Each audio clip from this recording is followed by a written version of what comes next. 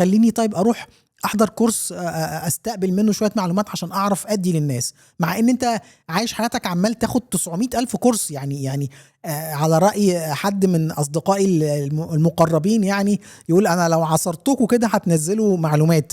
يعني خلاص انت عندك معلومات كفايه، عندك خبره حياتيه كبيره جدا.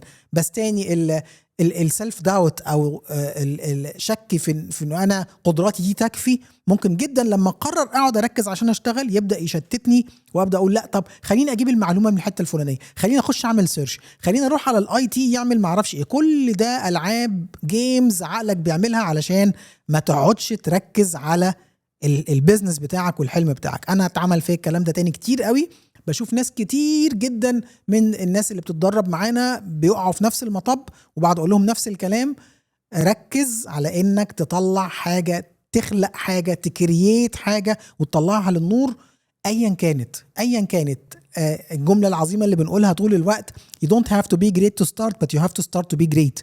مش لازم ابدا انك تكون حد جامد جدا علشان تبدأ، لكن لازم تبدأ عشان توصل في يوم من الايام انك تكون حد جامد جدا.